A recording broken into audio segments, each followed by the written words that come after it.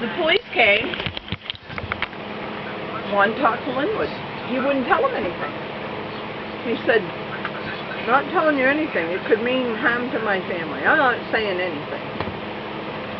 My mother said, you've got to tell him, Linwood. I said, no, I'm not telling him anything. And my mother said, well, you've got to be taped up. His ribs were, she knew, badly bruised, if not broken. Well, I'm telling you. No, he wasn't going to tell the cop anything. The cop said, well, all I can say is, you know, I guess you got your due, and if you want to continue, then fine, go ahead. Cop left. Mom, he said, that didn't get you anywhere. Oh, Mom was furious. Absolutely furious. That wasn't the end of his escapade, but he got a hold of Phyllis, and we got that little 3-room house. Leah was a week old. Grammy Mott went with us. Daddy gave me the green Chevrolet. It was up to 57. Daddy gave me that, put a trailer on it, told me what stuff I had, and went and moved into that little house. It was little. Moved in there, and we were there about a month, and the pot burner flooded. Woke up in the morning, had Isaac in the bed, on the top of the bunk bed, you on the bottom, Leah in the crib. We had a trunk. And that's where our clothes were kept, in a trunk, not a bureau. And woke up and everything was black. Couldn't see anything. I got up, everything was all covered with soot. It's a wonder you kids didn't suffocate. Oh, I was furious. Loaded everything into the carriage. I had an old gray carriage, put you and Leah in the carriage, a bunch of clothes in there, took Isaac, off we went, down to Beverly.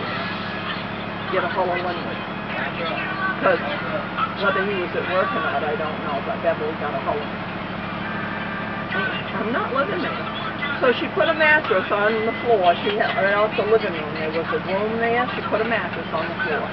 And we could stay there until we got situated. And right away they did. She really didn't want to stay in there. I mean, it was her and Cal, 4 boys, in the upstairs of that house. It was so bad. And so he said, well, on Dustin Street, Chapman's rent, $12. I think it was $12 a month to rent it. We had to provide our own oil, heat. And I didn't have a washing machine. I used to put you 2 girls in the carriage and push you down to what was Raymond Mountain's bar and restaurant at one time. That was a laundromat in there. Now I think it's a dentist office right there by Big Apple store. Yeah. Go down there to do laundry. Quite often. I had 2 babies in diapers. And, but we got the place on Dustin Street. And we lived up there for 2 years. And I said, I'm going to own a house. And FHA at the time, you could get like a house for $5,000 or $6,000, a fixer-upper. So, Leah, I had a miscarriage the year after Leah was born, just about a year after. Like in March, I had a miscarriage. And the next year, in April, Lenny was born. But by September of 1969, I said, I'm going to have a house. I'd gone and looked at several that FHA would handle. Going to sign papers on one in Corinna. No, your father wouldn't sign. No, we need to be living in town. Oh, yeah.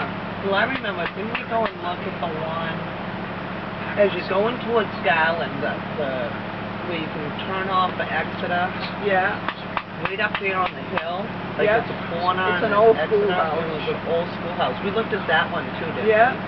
We looked at one on the LaGrange Road. It was kind of like a cabin, but it was right kind of beside the road, and it was kind of like a log cabin. And that one just deteriorated over the Yeah, years, didn't it? fell Because I right in. remember coming back over here to Grammy so many times and just watching this cabin just Settled right into the ground.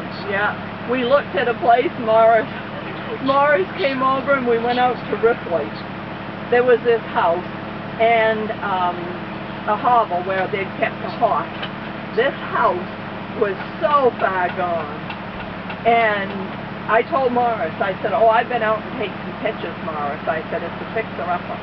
So Morris and Donna came and we went out to it. And it was the spring of the year then, and it was like snow was melting and all that. We went into the house, and Mara said, well, it would take you the rest of your life to fix this one up before you move in. Because it was ratty. I got pictures somewhere of it.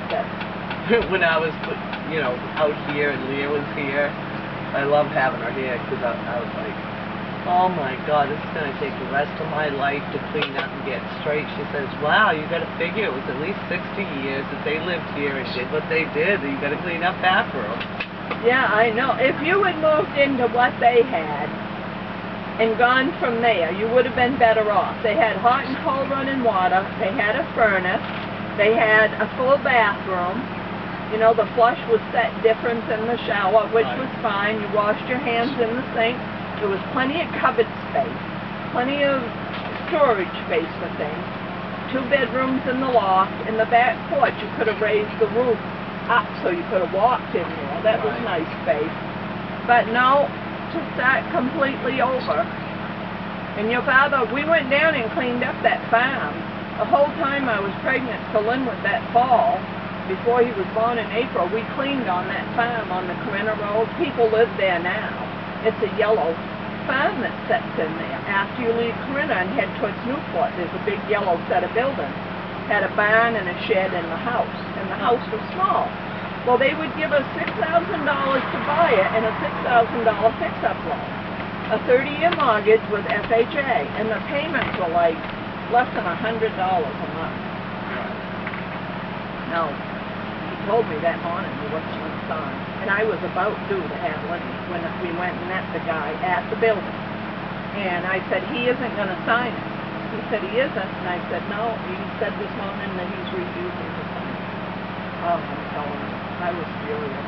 I got, all of us living in that rent, and Ethel came and stayed with her kids as much as she could.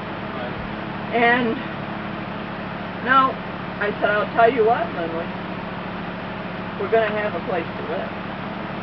We're going to have a house, so you better get busy with it. So, looked at a couple different houses, and that one across from Anita. I said, yeah, that's just what we need, right across from your sister. If we had problems